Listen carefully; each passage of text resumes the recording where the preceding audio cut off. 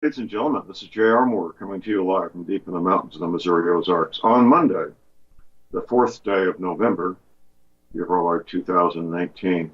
We began our shows with something that when Congressman Adam Schiff from California hears it, he breaks out in a cold sweat. We begin our shows with the Pledge of Allegiance.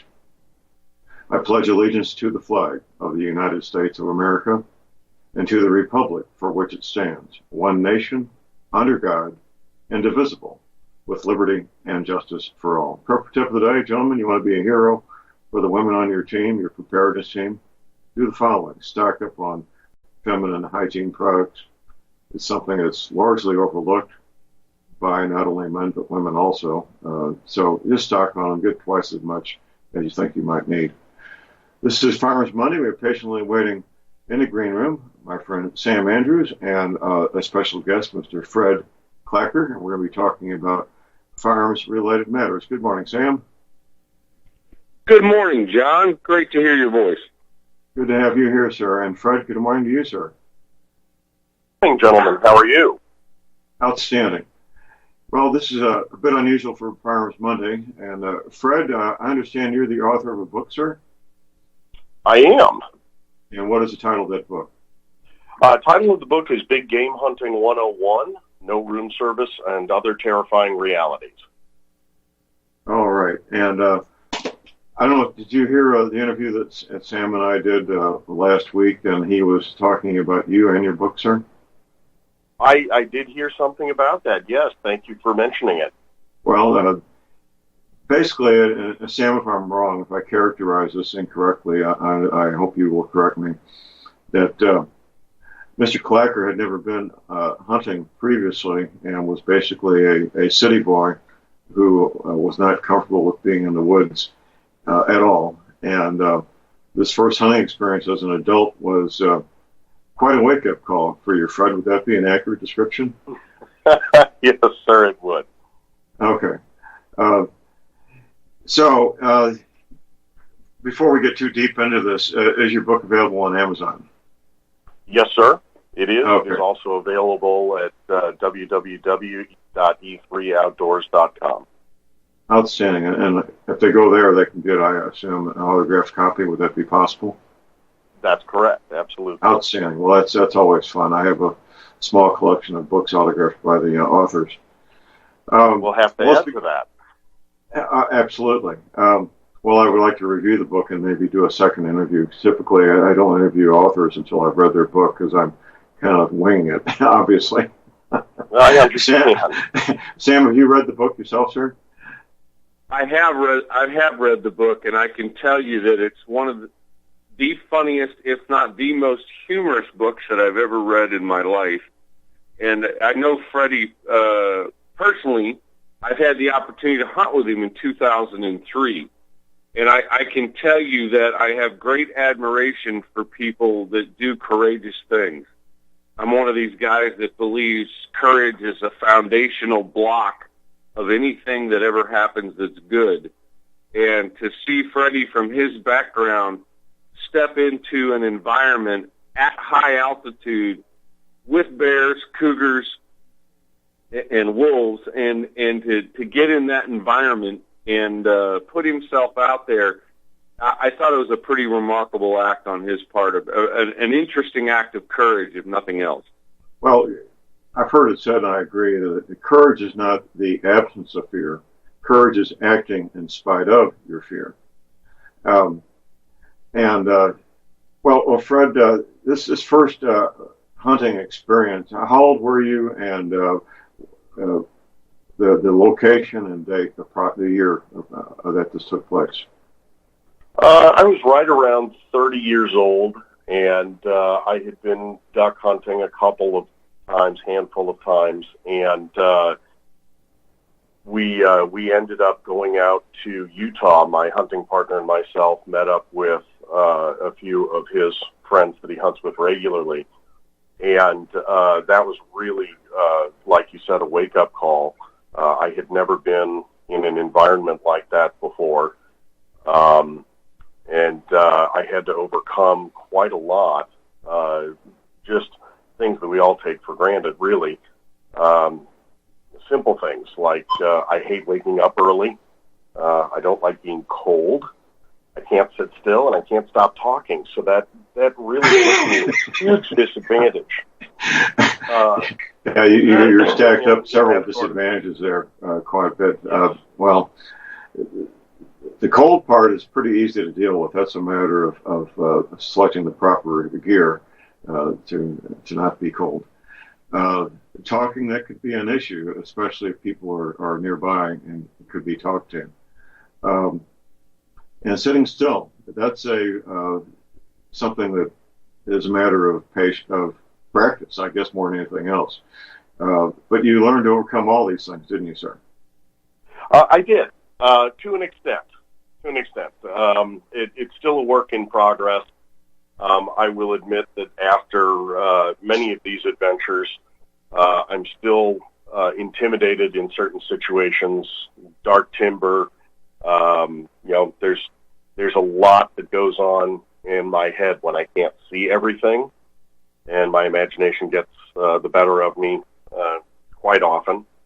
But it is an amazing experience, and one of the reasons that the book was written was to try to break people, younger people specifically, away from their electronic devices, get them to put down those tablets and cell phones, network-based relationships, and go have first-hand experiences. Go out and explore the great outdoors, because it took me a really long time to discover it. And when I did, it was a profoundly life-altering experience. It's one that I consider a great gift, and something that I really hope to impart to anyone who picks up my book and reads it. Well, hopefully that will be the case. And your experience would apply to boys and girls and men and women. There's no restriction on age or sex on having this wonderful experience, is there? It's incredible. Anybody that has the courage to step into that world can experience it, and it's just a matter of doing it correctly and being around people, mentors, experienced hunters. You really want to try to put yourself in a position to learn it all correctly the first time.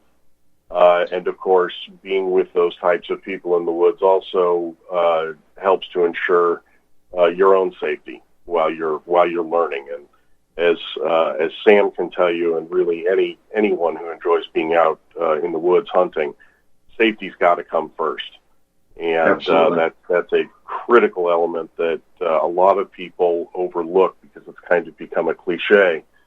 But safety is the number one critical element when you're out in the woods with firearms. So that's definitely something to keep in mind. Absolutely. I first started going to the woods as an 8-year-old city boy in the company of other 8-year-old boys who grew up in the country.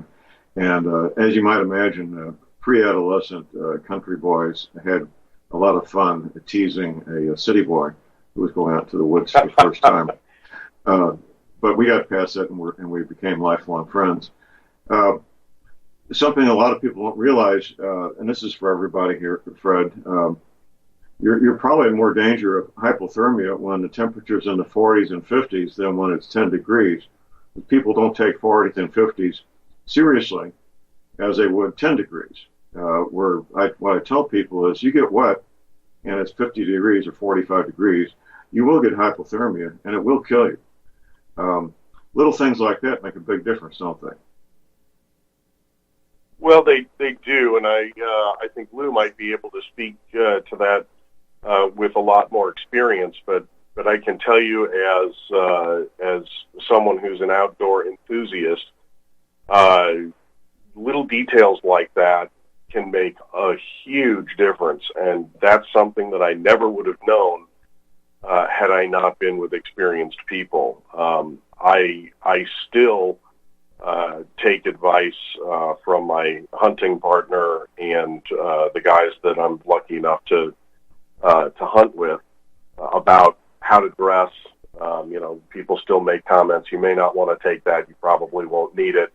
And oh, by the way, you are way underdressed. You don't have enough layers.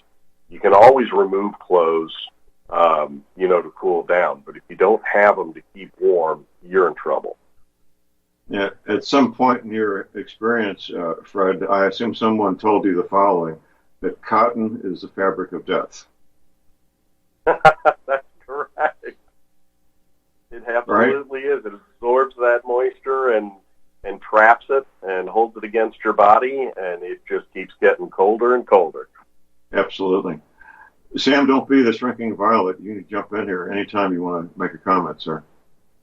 Well, I think, to sort of put in perspective what Fred went through when he began his hunting experiences later in life, I want to describe to you the area that he hunted for the first time. Imagine driving northeast out of Salt Lake through these winding mountain asphalt highway roads, and you get to a point where you turn off the highway and you go on some small roads that get even more winding and more steep, and you're gaining altitude the whole time, and you jump onto a gravel road that has ruts in it and very little rock and can be extremely muddy, and you're riding with a guy who's grown up in that area, and he looks at you and he tells you, we may not be able to make it to the cabin because it's too wet, too snowy, and too muddy.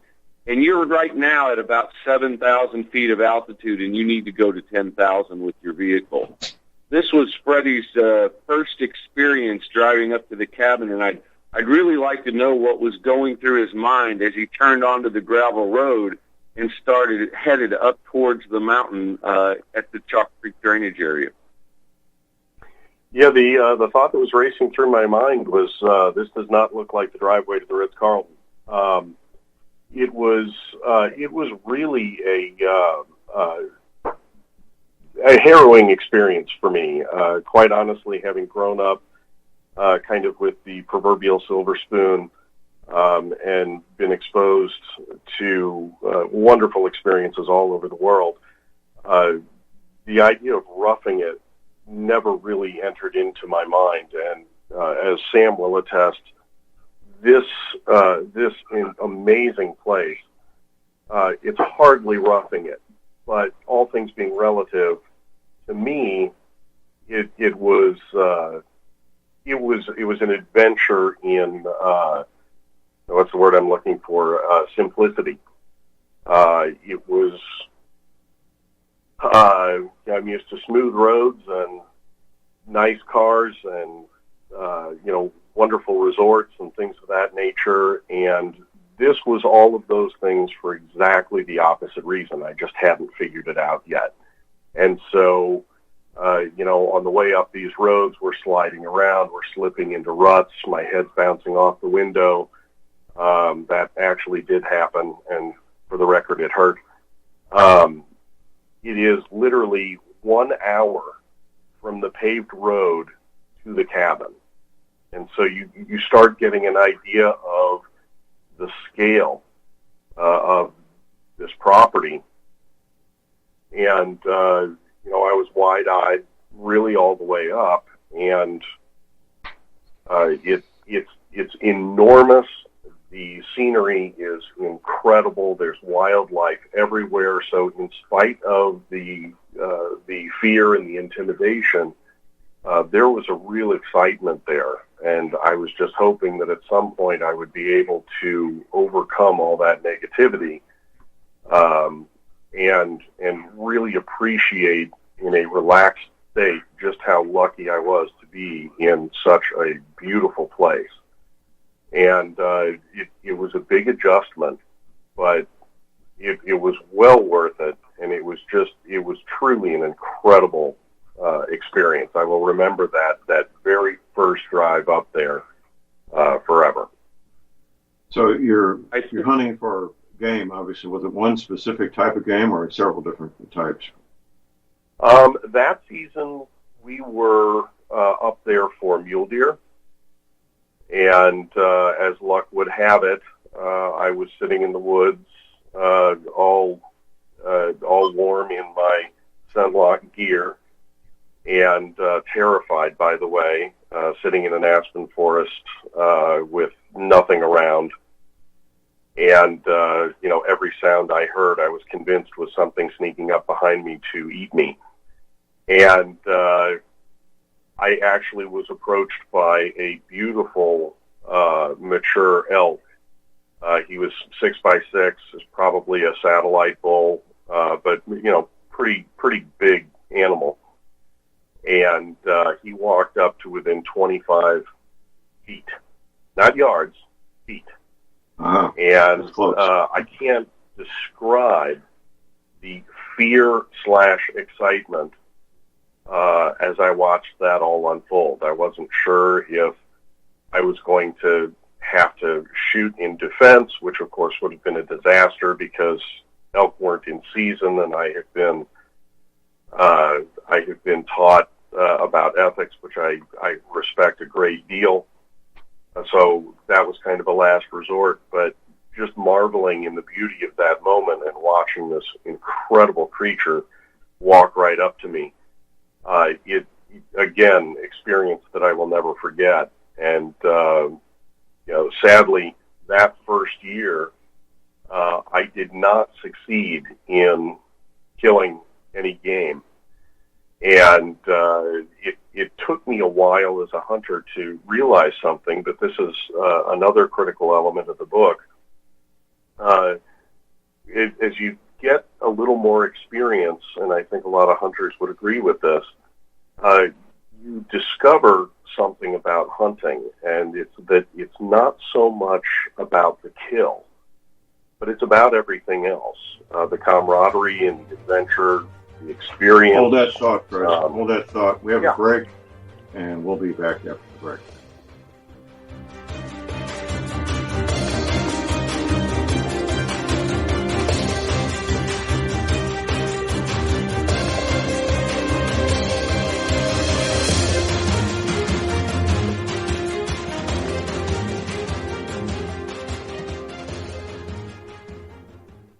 Tired of being lied to by mass media? It's growing more and more apparent today that news is received less and less through standard media outlets. Even with a growing audience every day, RBN is beginning to direct more efforts into social media. Social media and the use of the internet is fast becoming the primary source of people for news, regardless of demographic. RBN has set out to provide some of the best news on the internet through republicbroadcasting.org, and also has begun to use the tools to our advantage by way of social media. Republic Broadcasting is now operating a Facebook page to function as yet another avenue to have our collective voice reach new audiences across not only America, but across the globe as well.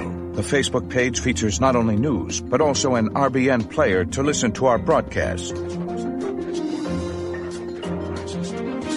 Get involved by visiting facebook.com/Republic Broadcasting and liking our page and share it with your friends and family, because you can handle the truth.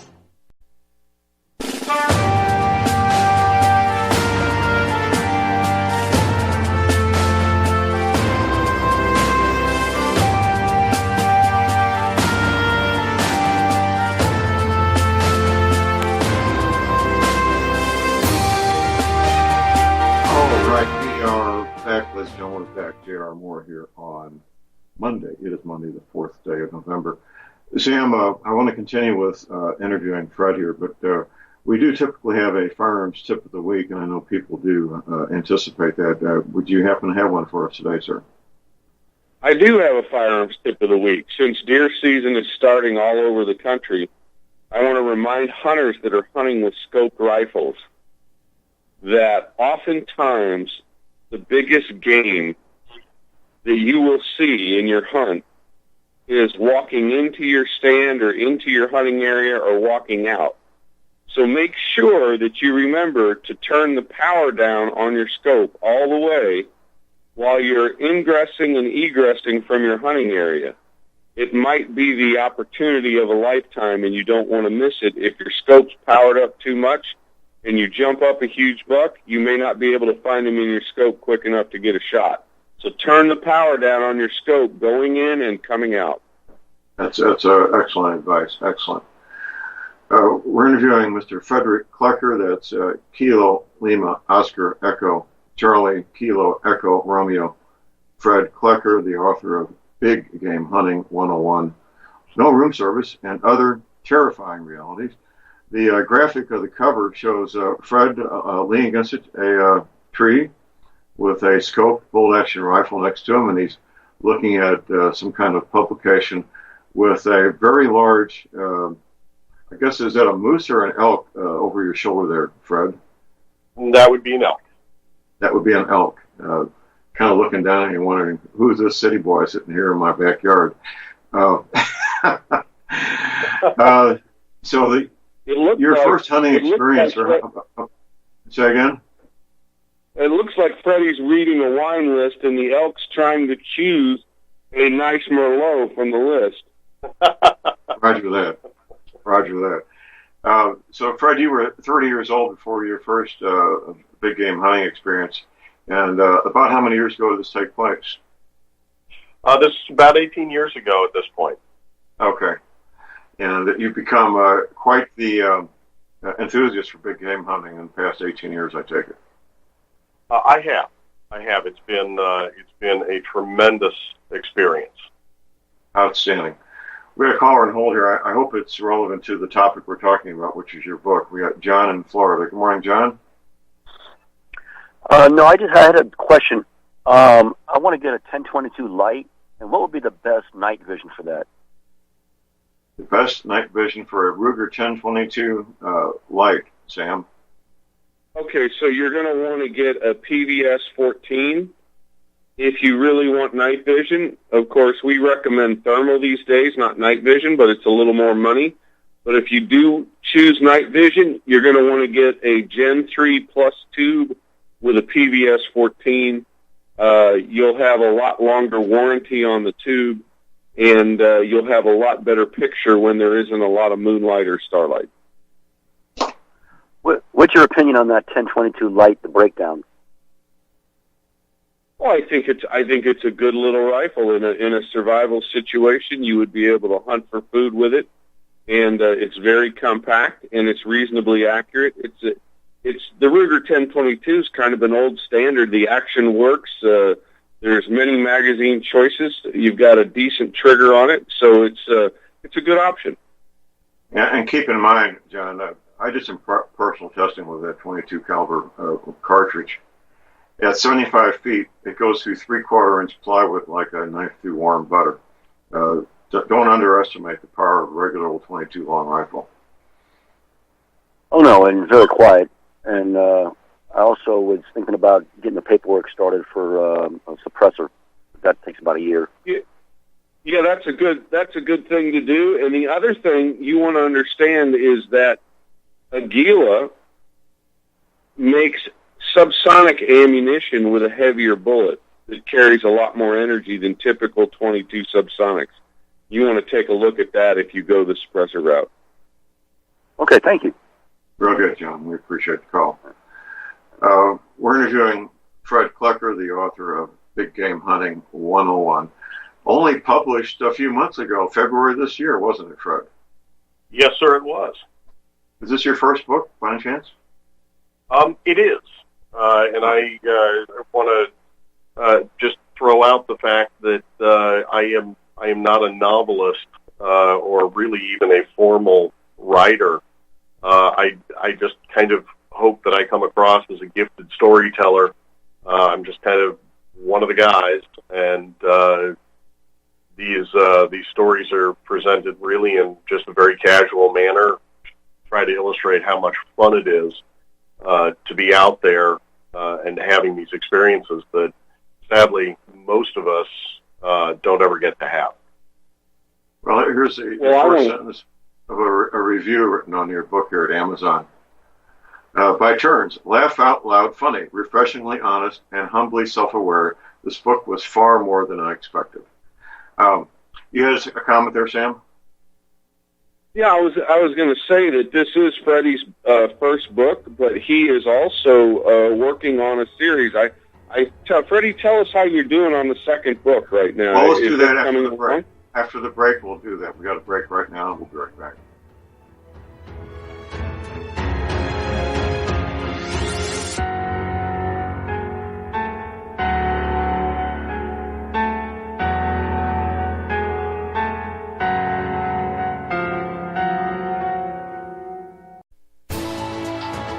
You are tuned in to the Republic Broadcasting Network.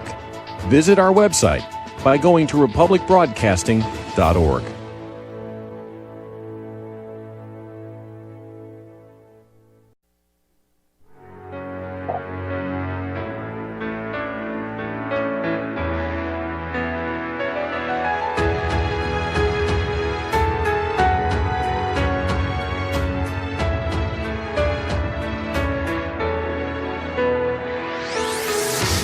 All right, we are back, ladies and gentlemen. We're back. J.R. Moore here on Monday, the 4th day of November. We have a place at my website where you can get up to date on what's going on around the world. A friend of mine, former U.S. military counterintelligence agent, he puts these together daily, and we get them posted. Articles from all around the planet dealing with geopolitical matters involving Muslims and terrorists and threats to the United States national security. If you want to get up to speed, that's where you go, at my website at thelibertyman.com. Also my website, if you have arthritis pain, I have something that'll help you, pure and simple. That would be the energy cleaner. Joint pain, back pain, same thing. Not getting a great night's sleep? I sleep as good as a small child every night. You can also. The energy cleaner is what does it. I offer a 90-day money-back guarantee, something your healthcare professional is highly unlikely to do. They'd be out of business pretty quick if they did that. But I offer a 90-day money-back guarantee. The energy cleaner, the mattress pads that go with them, are for sale at my website. You can check out the details there, place your order using PayPal, MasterCard, Visa. You can call my toll-free order line 24 hours a day, 800-592-9543. I say again, 800-592-9543. This is Farmers Monday. We're visiting with Mr. Fred Klecker, the author of a wonderful book that we're going to be talking about here, and more on the way. Sam, you were about to follow up with mentioning the article, the new book series that Fred is in the process of writing. Yeah, I'm interested in the second book, Freddie. What is the topic of that book, and have you picked the title yet?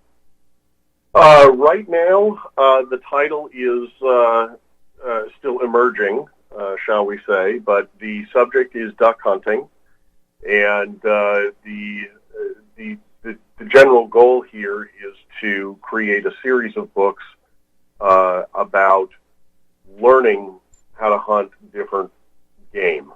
There's a lot that goes into these various species that people enjoy hunting, and learning how to hunt deer versus elk versus duck, versus moose. The list goes on. There are a lot of different disciplines that one needs to learn, and strategies and calling and things of that nature. The gear is different in a lot of cases, and so as a beginner, there's a lot to learn, and beginners tend to do stupid things. Oftentimes they're humorous, and that's kind of where the humor element of these books come in. And my hunting partner and I really kind of think we have struck a nerve, a really fun one, with the idea of a series of books where he, as a very experienced hunter in all sorts of game, teaches me, the greenhorn, and the hilarity ensues when I make all the mistakes that a newbie makes, and that's kind of where we are. So we're looking at a series of eight to 10 books. Number 2 is, I would say, about a week away from completion. I'm just wrapping that up now. Then it'll head to the editors, and I hope to have that out by next summer. Oh, that's fantastic. I can't wait to get a copy of it. The first book was so successful, I understand the request for a series. I got to ask you, though, you had to deal with delayed gratification in the big game hunting arena. You didn't get a mule deer your first hunt, but you decided to come back a second year. And I think that's the year I may have met you, on the second year out in Utah. And I want you to tell the story of what brought you back the second year and how you triumphed with an incredible trophy elk. I'd really like to hear that. Well, it was interesting from the standpoint that despite the fact that I was terrified to be out in the mountains and it's an environment that I'm not used to, the elements of the camaraderie and the adventure and getting to explore different places, that intrigued me, and more so than worrying about overcoming the fear. And so it was a very easy decision for me to decide to come back.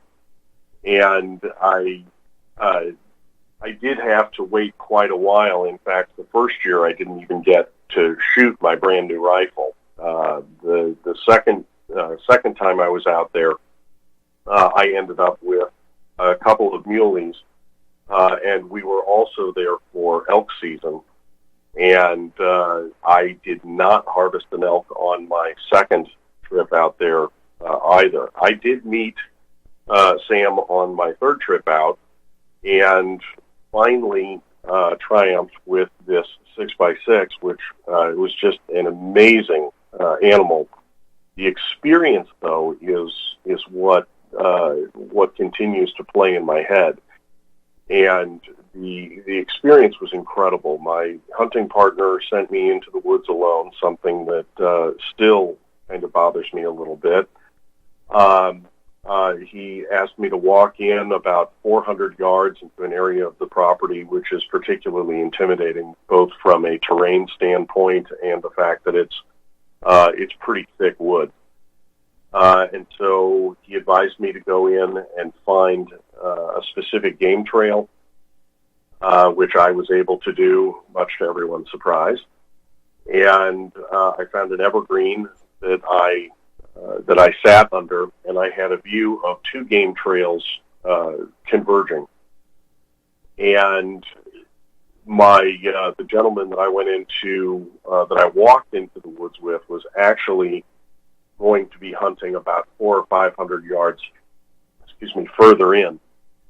And neither one of us had ever shot an elk before. And when I got set up, the light was just starting to come up, and the fog was in the woods.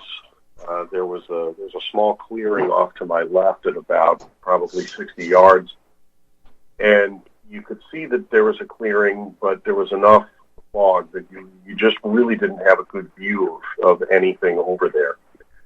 And that was when I heard my first elk bugle in the wild, which had every hair on my body standing straight out. It's the most incredible sound.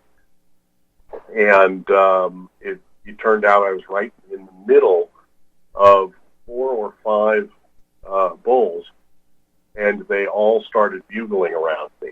And that would have been quite enough to go home and consider the hunt a tremendous success. Thankfully, there was more to come, though. I heard a few gunshots off in the distance, probably an hour or so after that experience, in the direction of my friend that had headed further into the woods. And so I was pretty certain that he had managed to kill his first elk. And as I started to think about that and get excited for him, I heard some rock sliding and a bunch of commotion about 100 yards away as an elk charged up the side of a canyon wall, and his antlers were breaking branches off and things. So before I actually saw him, there was just tremendous disruption in the woods, and he appeared and started trotting down this game trail towards me. And so I raised my rifle and acquired him in the scope, and followed him down the trail. And the really good news is sometimes a little luck really helps. And I was able to squeeze off a shot that actually met the elk instead of one of the thousands of aspen trees that was between me and my target. And so the bull actually fell about 35, 40 feet from me, and my heart pounded for about 3 days over that one. But it was a great experience, not so much because I killed an animal, although I was very pleased about that. Turns out there's a lot more to it, as I started to talk about before the break, that hunting is so much more than the kill. And you look at the adventure aspect and the experience and the physical challenge and the friendships that you make, all that camaraderie that develops between the guys in a hunting group. And that is all incredibly fulfilling. And then when you harvest an animal and you dress it, in our case, we were hunting for meat, and we donated a great deal of it to homeless shelters in Salt Lake City. So those people who are a little less fortunate could have some quality food for the cold months. And when I left Utah that year, there was an incredible sense of fulfillment for me. I had overcome a lot of personal obstacles with regard to intimidation and fear in the woods, and I had accomplished some pretty big things for me, not getting lost, not shooting my foot off, important things like that. And at the end of the day, you start realizing the enormity of this incredible sport. It's not just going out and painting the hillsides green or red with the blood of God's beautiful creatures. This is an amazing gift that allows us to go explore one of the most amazing resources that the world has ever known, while providing in a very old school manner, providing food for yourself or for others, and managing to overcome personal hurdles as well. So it's really a tremendous experience all the way around that I would really encourage people to experience and embrace. And in fact, was the inspiration for the name of my company, E3 Outdoors, and the 3 E's are explore, experience, and evolve. And I truly believe that if you are fortunate enough and able to go explore and experience these wonderful things, you will evolve very quickly, and you will benefit immeasurably from these experiences. There's no substitute for actually getting out and doing it, is there, Fred? Absolutely not. It is an experience that you need to have firsthand. Well, it brings up something I heard in a movie. A man's got to know his limitations, and you find out what the real limitations are as opposed to what you might believe they are prior to going out in the bush, correct?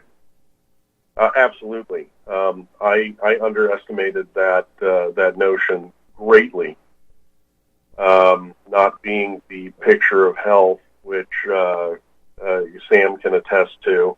Sam can run up the side of a mountain and not be winded. And I breathe heavy when I walk to the mailbox. So hunting with Sam was a real eye opener from a number of perspectives, really, because credit where credit is due. Sam really taught me quite a lot about aspects of safe hunting and survival and being prepared and reacting to situations in the woods, and also reading those situations. And so one of the things that I discovered, aside from the fact that I was woefully unprepared from a physical standpoint. I understood that surrounding yourself with people that really know what they're doing makes you a much better hunter, and then makes you a better candidate to talk about it with people that are possibly interested in wading into that adventure. What you were a novice, obviously you're no longer, Fred. What advice would you have we have people listening to us, men and women, who've never been in the woods hunting at all. What advice would you have for a novice that think, well, I think I might want to try this? What would be the first step? The very first step is really kind of dedicating yourself to the I can do it philosophy. I would encourage them to find someone that has a lot of experience so that they can monitor their safety and let them concentrate on exploring and having this incredible experience and not fearing being lost in the woods or anything of that nature. I would suggest good warm clothes. I would expect someone unlike me to actually do a little bit of exercise and prepare for it, because it's a lot harder than it looks.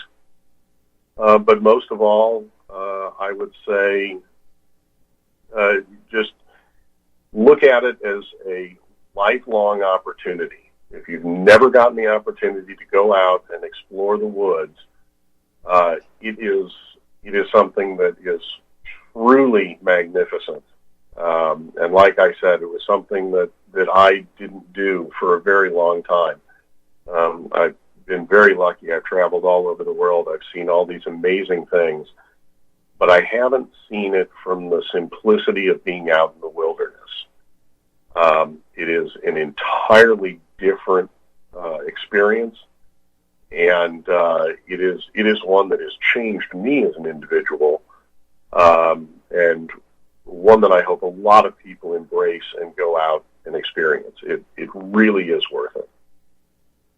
Well, it's quite an endorsement there, and hopefully people will pay heed to that advice. And there's other things that come up when you have this hunting experience and this outdoor experience. It does something to enhance your feeling of self-worth, doesn't it? It absolutely does. Like I said, I came home from Utah on those trips, and even the first one where I did not harvest an animal. Hold that thought. Hold that thought. We got a break. We'll be right back. Absolutely.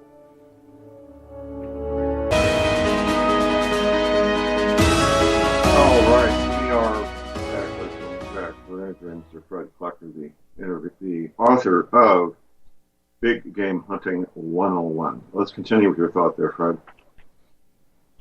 I will admit I kind of lost my train of thought here. That's easy to do. There's lots of distractions. I want to ask you a question. Yeah, I think it's interesting that someone who's probably spent the early part of their life driving a Range Rover to the Ritz-Carlton decides to go out into the mountains and hunt on his own in the woods, knowing there are moose and bear and cougars around.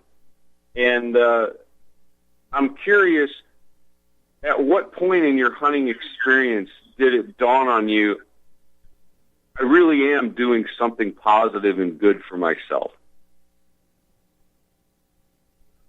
I think that was probably after the first trip. When I got home and had some time to reflect on it, it became very apparent to me that I had changed, and I wasn't quite sure how I had changed or why I had changed. It was just an evolution of sorts. I couldn't quite put my finger on it. In my experience, I would just, I want to go there, and I'd get on a plane and I'd go. You walk around as a tourist, you have nice dinners at restaurants, you spend a bunch of money, and you buy some trinkets and you come home. Grossly simplifying things, but in a nutshell, this was a totally different experience for me. There wasn't anything to buy. There wasn't anything to occupy your time, like sitting on a beach and reading a book or scuba diving or any of that stuff. This was be in a really good group, get to know some really interesting people, and spend your day exploring an environment you've never experienced before. Learn some things, and really get something out of it. When I traveled the world and had all these great experiences, it expanded my horizons. But okay, big deal. I got a stamp in my passport. This was something that you could really feel was an experience that really changed your life for the better. You're actually doing something that mattered. You're seeing the world wake up in the morning. That's an experience that you can hold on to forever, and it just doesn't quite. It doesn't have that same. I went shopping for art. When I was on my latest trip to wherever. This is something that enriches you inside and changes the fiber of your being. It's not a Green Beret. All right, we're back, ladies and gentlemen. J.R. Moore here, our second hour on Monday, the 4th day of November. The purpose tip of the day for all you gentlemen out there who have a preparedness team, want to be a hero for the women, do the following. Stock up on feminine hygiene products. If it's a complete mystery to you, which it is to most men, what these feminine hygiene products are, talk to the ladies, find out what their preference is, and buy this stuff in case lots and just put it away. It'll keep forever. Visiting with the author of Big Game Hunting 101, Mr. Fred Klecker, and we're talking about his experience when he went out to the forest for the first time as a 30-year-old city boy, and how he went from being terrified of being not inside of concrete and asphalt to where he thoroughly enjoys it. Would that be somewhat accurate, Fred? It absolutely would. Sam had asked me when I knew that, hunting had really had an effect on me. And I was talking about when I came home and first had an opportunity to really reflect on my first trip. And what I wanted to say was that it made me a more well-rounded person, and I developed a real appreciation for the world's raw, original environment, and all because of its simplicity.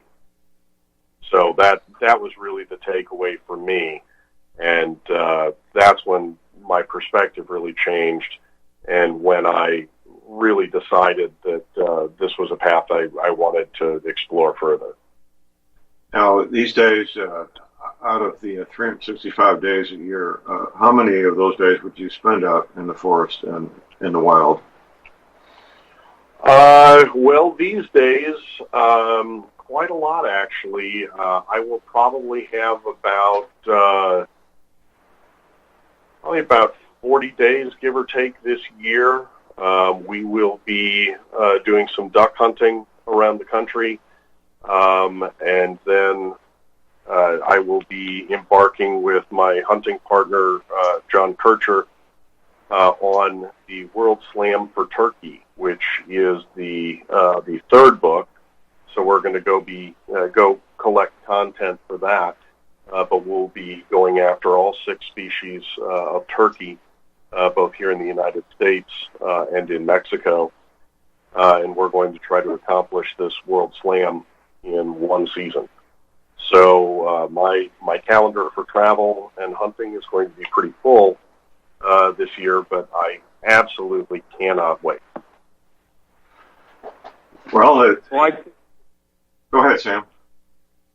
I think Fred mentioned a guy I really have to acknowledge, because this man's been a dear friend of mine. He's helped me in very difficult times in my family, and Freddie was lucky enough to meet this guy named John Kircher. He was fortunate enough to have a guy who was a tremendously experienced outdoorsman push him and prod him to get into big game hunting, and I think John Kircher deserves a lot of credit for all the people he's helped and never received credit for, but also for bringing Freddie into the fold of outdoorsmen. And if Fred could elaborate on John and how he affected him and pushed him and drug him kicking and screaming into the mountains, it might be an interesting thing to hear.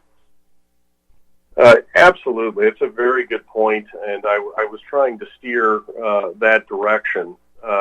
John gets all the credit in the world for not only getting me to embrace hunting, but teaching me the finer points of it, and really kind of getting me to look at life much differently than I had before. His perspective is very unique to someone like me, and he has taught me a lot, but he has exposed me to this incredible lifestyle, and it's something that I will be forever grateful for. So thank you to him, very, very dear personal friend for over 20 years now. But that said, John is a very formidable personality. He and I have very similar senses of humor, which should terrify anybody who picks up the book.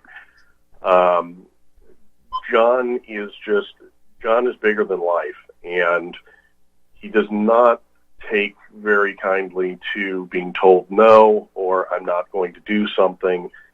He just looks at it as a challenge, and one that he will do anything to overcome. So I'm kind of the perfect student for him, because I'm often intimidated, and I often say I'm not going to do something, and that gives him a project.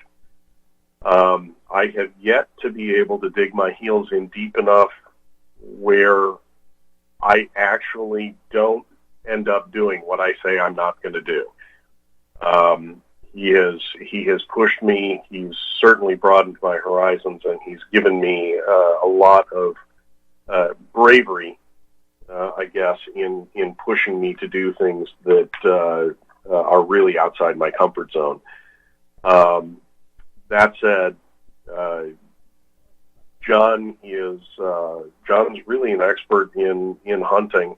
He holds a number of world records all over the world using primitive weapons. This guy's been hunting really everything that he could since he was about 4 years old. And so he's got a lot of fun stories.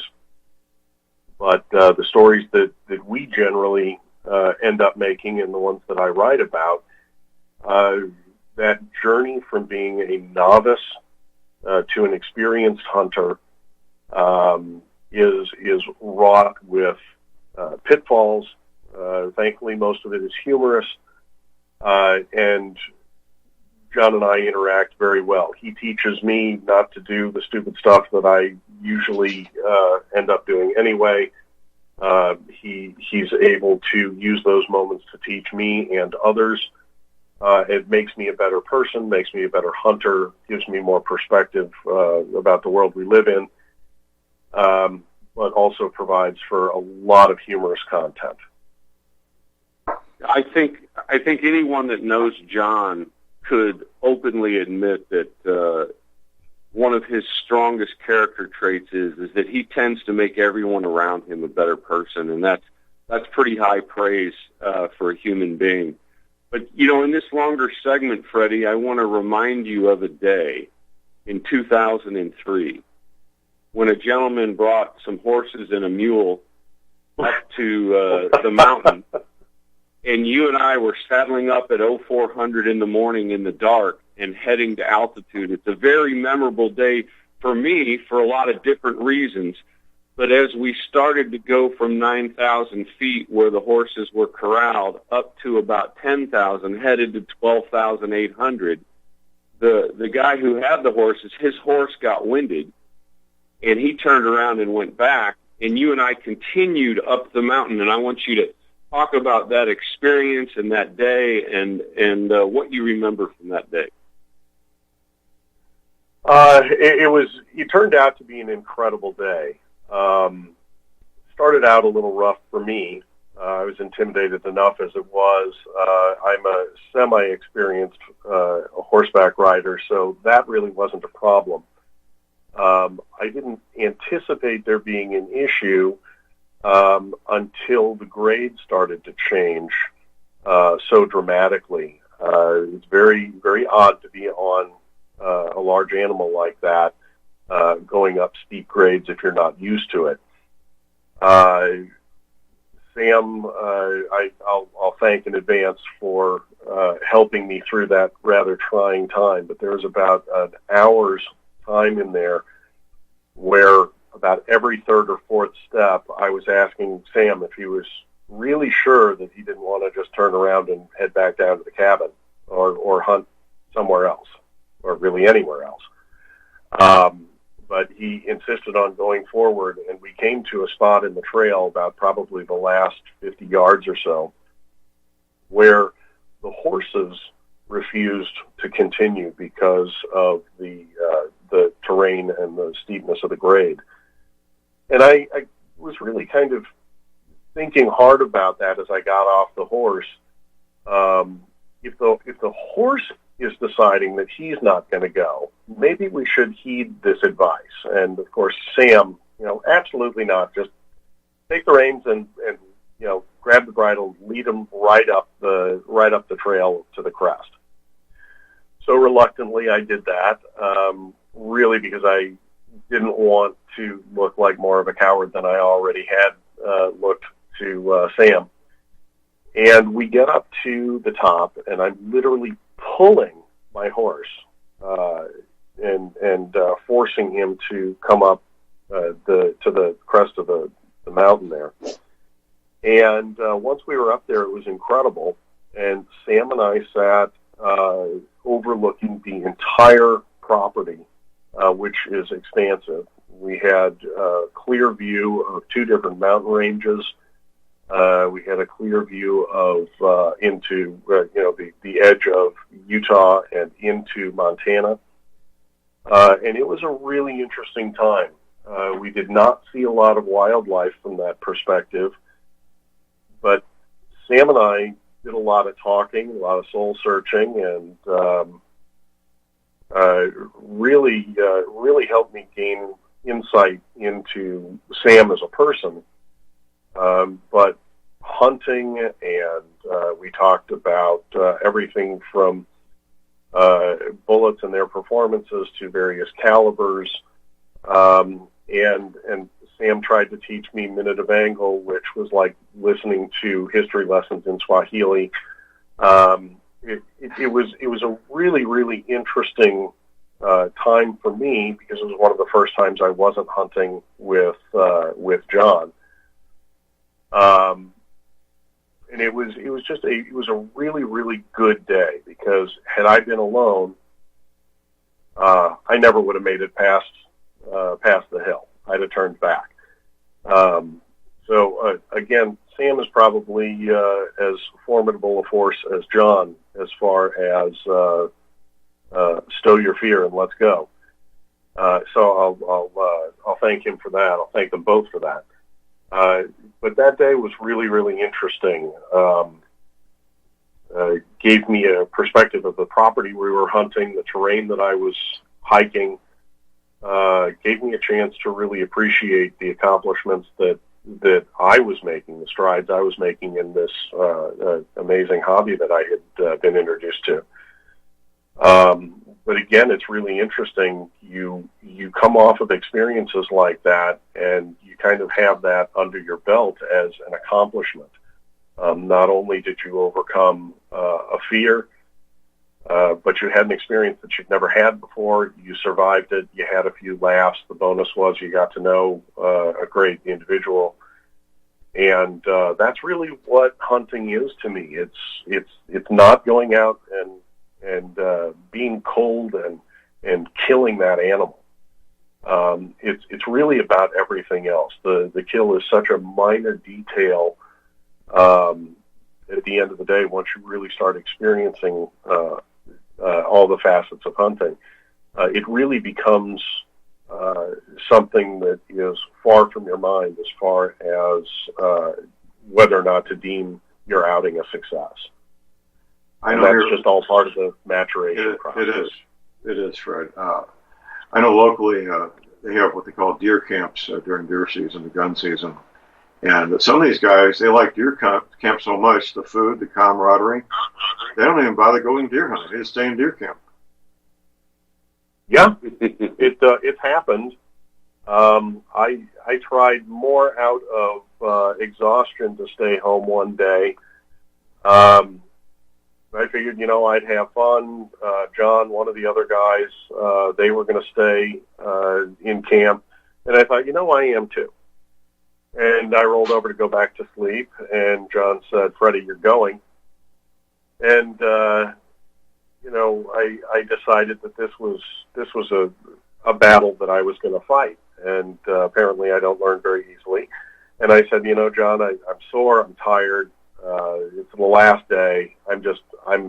I'm not going.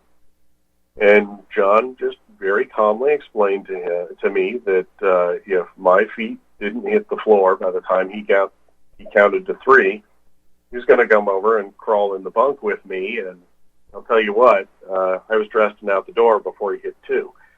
So it is tempting to stay in. The social aspect of it is amazing. But I would encourage those that that aren't experienced, take every opportunity you can to get out there. It's what it takes to learn. It's what it takes to have all these experiences. And unless you live out in Montana or Idaho or Utah or any of these places, you just don't get the opportunity nearly as often as you'd like. And once you blow off 2 or 3 days of your trip and you come home, you're going to start to wish you went out, and had that adventure. Absolutely. Any follow-up on that, Sam? Yeah, I think if I remember that day correctly, I was thinking I really want to show Freddie what a horse is capable of when you lead them by hand, which is different than what they're capable of when you're on their back adding extra weight to them. And it was extremely steep in that area, and the terrain was loose, and the horses were slipping occasionally. But I also recall the family of golden eagles that was about 30 yards to our left on a nest. And I recall all the beaver ponds that were below us at 10,000 and 9,000 feet. And it was just an incredible day to sit there with Freddie in an overwatch position and not looking for Soviets, not looking for anything but nature's beauty. It was a great day to remember, and I appreciate Freddie for spending that time with me. It's my privilege. All right. Well, we got lots of people listening. We got everything from experienced hunters to men and women who've never set foot in the forest before. And we touched on this briefly about novices and for public broadcasting and liking our page and share it with your friends and family, because you can handle the truth.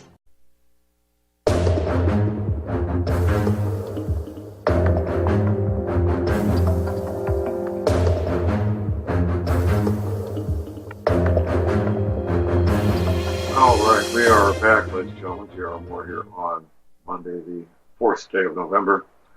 We're visiting with Mr. Fred Klecker, the author of Big Game Hunting 101. Let's continue where we left off, gentlemen. So, Fred, I believe that we were just talking about Sam and myself looking out over this property. and having such an incredible day. I wanted to point out, for all the talk I do about being intimidated and having my imagination run wild when I'm in the woods, for people that are considering getting involved in this sport, and somehow this chat has managed to push them in that direction, I want to make sure everybody understands something. I don't want them to be scared to explore, but I do want them to make sure that they don't underestimate the realities and the responsibilities of being in the woods. So if you take nothing else away from this, understand safety first and preparation is key. So prepare, and make sure you're with somebody that knows the ropes. I think that's really good advice, and I think that people that haven't been out west, haven't been to places like Afghanistan or the Himalayas or even the Rocky Mountains, which only go to 14,000 feet, when you get above 7,000 feet, everything changes, everything becomes more difficult. You can't move at the same pace. Your lungs don't work like they normally do. If you're what the mountaineers call a flatlander, and you show up from sea level at 9, 10, 11,000 feet to hunt, you're going to be in a lot of trouble if you have to expend a lot of energy. You really do need to prepare cardiovascularly. You need to have some leg strength that you don't normally need at the sea level. There's just a number of things that you can do to prepare yourself physically and be a lot more comfortable at altitude, because when the air gets thin, decisions get harder to make. The body doesn't perform like it normally does. You have to learn to pace yourself. There's a number of things that go on in that environment, and it's a great experience because you learn a lot about yourself and your own limitations. Yeah, well put. Okay, well, before the break, I was mentioning there's some very foundational things here. People need to be sure that their physical health, well-being is not compromised. They need to talk to their healthcare professional, let them know that they intend to do whatever outdoor activity it might be. And hiking at higher altitudes is a greater strain because of the less amount of oxygen, isn't it, Sam? Yes. I mean, everybody's different. How they handle altitude, it's different based on their personal cardiovascular system, what kind of shape they're in, how overweight they are, how efficient their blood carries oxygen. And I would highly recommend that if you do go out west and you're going to be above 5,000 feet, that you leave a couple days early and spend a few nights, like in Denver or in Colorado Springs, at a hotel at 4,000 to 7,000 feet. And before you go to 9,000, 10,000, give your body a couple of days to get used to a little bit higher altitude each day, expend a little more effort each day, and then by the third or fourth day, you're actually in a much better position physiologically to go to altitude and hunt and move around. That's good advice, Sam. Fred, you got any follow-up on that? It really is. It's an individual thing, but once you get out there and you go straight up to 9,000 feet without this opportunity to let your body acclimatize, it's too late. So altitude sickness is a real thing. It is unpleasant, to say the least. But the real killer is, you go up there, you wake up early, and you head out into the woods, and your body is immediately struggling to breathe, to perform, to endure. And so this advice is really, really good. If you're not familiar with how your body reacts at altitude, you really, really need to spend a couple days acclimatizing in an environment that maybe isn't exactly where you're going to be, but maybe halfway between where you live and the environment that you're going to be in for the next several days. A couple days halfway or a little more above sea level from what you're used to is a really, really good idea. I'm pretty sure that the professional sports teams do a similar thing. We're going to Denver, for example, a football team, to get these guys used to sucking in this air without as much oxygen. Sam, would that be an accurate statement? Yeah, you really try to. We'll talk about it after the break. We have a break. We'll be right back.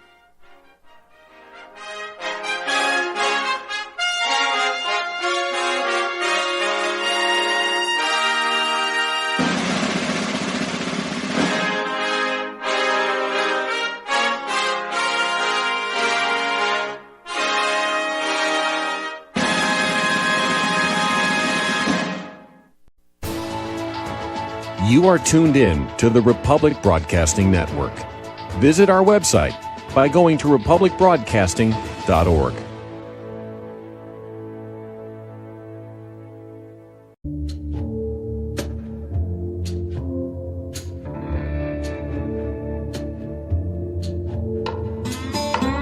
All right, we are back, ladies and gentlemen. J.R. Moore here on Monday. It is Monday, the 4th day of November.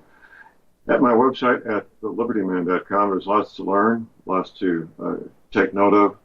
We have a project moving forward now. We're beginning our 4th year in January. That's all of you listeners that watch movies, TV shows, finding images on TV shows and movies, images of continents with different coastlines, new coastlines. The fun project, when you find that image, get the screen capture to me. You get the new choice of any of my 6 DVDs as a thank you. Also, my website, of course, are energy cleaners. If you have arthritis pain, the energy cleaner will help. Are you getting surgery? Going to be healing up from surgery? You'll heal up faster with less scarring if you have an energy cleaner. All the details at my website at thelibertyman.com. We can place your order using PayPal, MasterCard, Visa for the energy cleaner and the mattress pad to go with it. You already have the energy cleaner. It's helped you get your life back. What a great gift for somebody that you care about, an energy cleaner and a mattress pad. It's that time of year. It'll be Christmas in only a few weeks. Details at my website at thelibertyman.com. You can call my toll-free hour line 24 hours a day. Here it is, 800-592-9543. I say again, 800-592-9543. We're visiting Mr. Fred Klecker, the author of Big Game Hunting 1-on-1. And taking your questions, calls, and comments here at Republic Broadcasting. Let's continue, Fred. I'm all ears. Okay, Sam, you were interrupted as the break began there. Yeah, I think we were talking a little bit about altitude and effects of altitude and how to prepare for that. And I think it now might be a great time to shift to some of the more humorous elements. I don't know how much of your book you want to give away, Freddie, but when I read the book, I really enjoyed the scenario where the guy was asleep who had been agitating everybody all week in hunting camp, and somehow an animal made it into his room while he was sleeping. I don't know if you want to relate that story, but feel free if you do. Yes, well, every group has that one guy, and unfortunately or fortunately, our group was full of them. And this one gentleman, good friend of mine, decided to sleep in one morning. We had some pretty bad weather, which delayed our departure from the cabin, and a couple of us got one of the mounts down off of the wall. It was a very, very large elk mount, and it was a big shoulder mount. And we carried this into his bunk room and positioned this animal's face about 4 inches from the tip of this guy's nose. And then, of course, all started screaming. And he woke up very startled to see this colossal animal in his face. I think we can all appreciate the state of his bedding immediately following that. But you know, you have these opportunities, and up in when you're with your friends up in the cabins and at camp and things like that, and everybody takes their turn. Everybody gets picked on. Everybody gets made fun of because everybody makes mistakes and everybody does dumb things. But boy, this one was special because this guy's usually involved in picking on everybody else, and you know, the chickens came home to roost that morning, and boy, that was fun to see. I bet it was. Gentlemen, we got a caller here. We got Kyle in Montana. Good morning, Kyle. Good morning, gentlemen. You know, I was thinking Morning, Kyle. a lot. Because I hunt. I've been hunting since I was probably right at 5 to 6 years old. Is when I got my first BB gun, and Dad turned us loose out on a bunch of ground that we had. And anyway, but I just went out again with my son, who's grown now, just this last weekend, and I was thinking, as you guys were talking, what is the coolest, one of the coolest, I should say, because there's so many, but one of the coolest things I think about hunting is that you engage your situational awareness, and you find out that you've been kind of allowing your mind to become really lazy. And when you engage that, it's so enlivening. I mean, you feel alive and so careful to be able to catch everything that's going on. It is just, to me, it's one of the coolest things about hunting that there is. I definitely appreciate that. I would say you're right on the mark. It's a profound experience. One of the things that I discovered when I was out there, much to Kyle's point,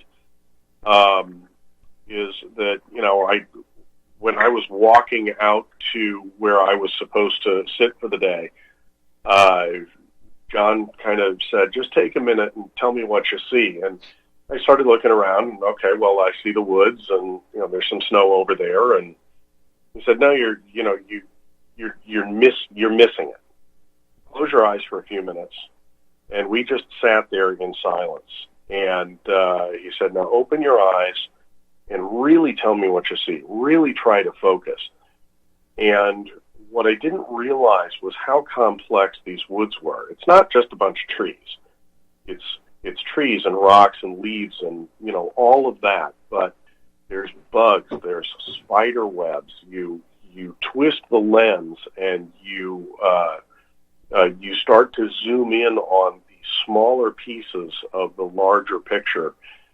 And suddenly your situational awareness is key, because you're not just listening for one elk bugle, or you're not listening for a goose to honk. You are watching for the slightest bit of motion. You are paying attention to wind direction. You're paying attention to weather changes. Temperature drop, whatever it is. You're looking at all of these things and trying to figure out how to best put yourself in a position to have an opportunity. And so Kyle touches on something here which took me a little while to figure out, and it's certainly echoed by me. It's a fine point. I'll give you one little story that kind of goes along with this, that is, to me, was so much fun. I was hunting up here by myself one time, and just going through the woods really, really quiet as I could possibly go, looking for anything.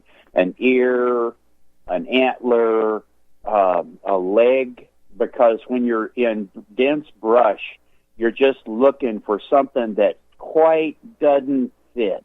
And I'm talking the most infinitesimal amount. Anyway, I saw two little dark brown angled things in the brush, and they didn't fit, and I only saw about a foot of them at about 90 yards. And all of a sudden, I stopped, and I started looking around, thinking that it might be an elk or whatever, But in all of that brush, there was one of the biggest bull moose I have ever seen in my life living here. And he was so covered up that the only thing you could see was his two back legs that were at an angle from me, just barely. I mean, and not even a foot of them is all I could see. But it was just so cool when he started to move, and all of that, what he was, started moving through the brush. It gave me chills. It was so cool. That sounds amazing. It was. I'll let you guys go on, but I just wanted to share a couple things for you. Kyle, thank you. We appreciate the call. What you experienced going into the woods the first time there, Fred, it changed your life in many positive ways, and changed your life forever, didn't it? It absolutely did. And I think you're writing your book and publishing it, and to relate your story. And would it be a fair statement that you want to encourage people to duplicate your experience and get out in Mother Nature and really learn to enjoy what God made for us? Yes, wholeheartedly. That really is the goal. I really want to encourage people to go have these experiences. They're magnificent. Well, what used to be rather common is becoming much less so. It used to be city boys could get involved with the Boy Scouts, who are no longer, the Boy Scouts of America, no longer the Boy Scouts of America, Kyle. Fred, did you know that? Yes, I did. Okay. They're now the Scouts. Do you think, Fred, that sending attractive young teenage girls out in the woods with handsome young teenage boys for the weekend together could possibly lead to some problems? I'd like to think that there would be proper supervision. You mean proper supervision by the homosexual scout leaders? I generally try to stay away from those kinds of policies, but just as a general thought, I think all of these children, should be put in the care of capable, safe people, and they should not be exposed to anything that they wouldn't be exposed to in their normal environment at home, i.e., the safety that their parents provide. I think that that's probably about as far as I'd like to comment on that, but certainly children need to be prepared. Well, they do. And I absolutely agree with that. But getting started doesn't necessarily have to cost very much money. Most people have woods within a 2-hour drive of where they live. Even in places like New York, for example, you can leave New York City and be in pretty thick forest within a 2-mile drive, can't you, Sam? Yeah, and I think that it would be interesting to hear from Fred. In the sales world, you talk about overcoming objections, but I'm curious with Fred what he had to overcome. I'm curious what he had to overcome from a fear standpoint. What were his 2 or 3 biggest fears to overcome when he first started his outdoor experiences? I'm reminded of a story, and it's in the book, and this kind of encapsulates all of it. So rather than 3 specific instances, let me just share this one. And this really is kind of a tribute to the kind of person John Kircher is. But he sent me into some pretty dense woods in an area that he had advised everyone was a much more advanced area of the property, both from a terrain standpoint and from a inhabitants standpoint. This area of the property does have a lot of wildlife that's probably a little bit beyond what I'm capable of dealing with in the form of bears and such. And I was very, very frightened, very apprehensive, and John told me exactly where he wanted me to sit and told me how to get there. And I went in there pretty certain that if I made it out at all, it would likely be after someone came in to find me because I was going to be lost. So I did find the place that he sent me, which, again, was kind of a check mark in the accomplishment column. I sat there for a period of time, probably about 3 hours, and I did see one beautiful 8-point buck that I did not end up getting a shot at. And as I walked out and tried to mark all of the little landmarks that I saw coming in to kind of make sure that I was on the right track, I started thinking that I had really done something great that I didn't expect that I was going to be able to do. But of course, I was still kind of looking out on either side, making sure that nothing was going to attack me. You know, I still was far from comfortable. I started thinking, when I get to John, you know, I'm going to tell him the story, and it's going to be great, and I'm thrilled that I did it, but I was really uncomfortable, and I'm kind of angry that you did that to me. And so I was kind of laying that out in my mind. And I met John probably about 200 yards from the trailhead, and he said, "How was your hunt?" And I said, "Well, it was pretty good, but I got to tell you," and he interrupted me and he said, "Did you see the 8-point?" And that really took me aback, because what I realized was he didn't put me out there alone at all. He told me he was going to, and then he watched from a distance to make sure that I was okay. And that really said a lot about what kind of mentor he was and was going to be. And that allayed a lot of my fear and apprehension. And that's why now, when he sends me into situations that I'm uncomfortable with, I'm able to kind of suck it up and deal with it, because I know he's never put me in a bad position. So that day was really very important in my growth as a hunter. And that was one of those things that I overcame a lot that day. As far as specific instances that maybe still bother me, being in the woods alone, tell you what, I've got a vivid imagination, and sometimes it gets the best of me. Hold that thought, Fred. We got a break. We'll be right back. Final break.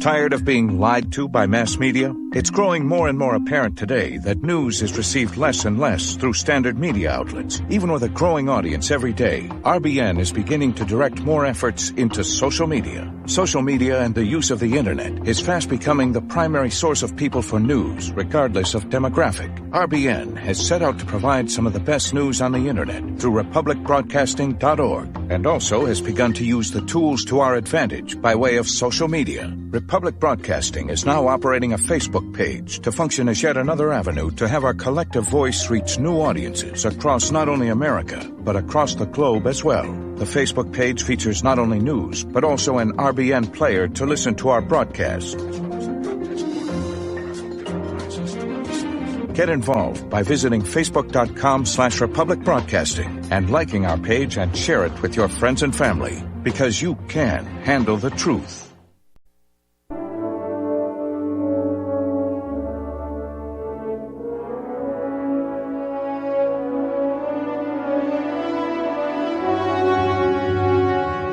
Okay, Fred, let's get that website where people can order your book. Let's get it real slow so people can write this down.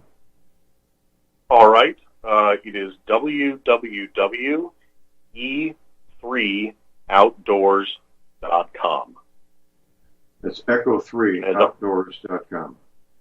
And on the website, you can take a look at a couple of samples of writing from the book, a couple excerpts. You can also check out the endorsements. We've had some pretty great celebrities talk about the book. Michael Waddell from Bone Collector has been a big supporter of the book, as has Jenna Waller from Skullbound TV. Several other people. We've got some comments in there from Andrew McKean, former editor-in-chief of Field and Stream. So we've enjoyed some success, and we've gotten some pretty nice comments from people. Buy the book there, get to know a little bit more about myself. It's a fun website. Check it out. All right. That's www.e3outdoors.com, and that's where the book can be found and purchased. And people can order an autographed copy of the book, can't they? Yes, they can. All right. And the title of the book, once again, is Big Game Hunting 101. I got a note from my engineer just now that she would like to get a copy of the book. And I guess we're doing a good job of letting people know the value in these pages. And I think ultimately would help people overcome whatever fear they may have and motivate them to get out in the woods, right, Fred? Yes, indeed. That is the goal. Go explore, experience, and evolve. That's the point. Absolutely. And just before we run out of time, if I may, I'd really like to thank you, John, and Sam, for having me on. It's been really fun. I've really enjoyed it. Well, you're more than welcome, sir, and I'm glad that Sam had the idea to bring you on board. It's certainly not the thing we typically do on Mondays, but it's been a great time interviewing you and hearing your experience. Sam, you got any follow-up before we wrap the show here? Yeah, I think Freddie deserves a lot of credit for his courage and his courage to write a book about his experience. It's a little bit self-deprecating, and it's incredibly funny. If you have someone in your family that's an outdoorsman or a hunter or a long-range shooter or is in the firearms industry, this book is the perfect Christmas gift. It's not expensive. It's absolutely hysterical. The person you give it to will laugh so hard they will cry or spit on the book. It is that funny. And until you've read it, you don't understand how incredibly humorous it is. And I think Fred deserves a lot of credit, and I just want to thank him for taking time to come on and share his story with us. Outstanding. Well, thank you. Very kind. You're welcome, sir, and it's been a blessing for everybody. Gentlemen, we're out of time here. I want to thank both of you, and Sam will have you back next Monday for Firearms Monday. Thank you, John. Let freedom ring. Have a great week. Okay. That's it for the day. Medical supplies, energy, plenty, essential oils. Now, while you can, your firearms ammunition, never ever give your guns.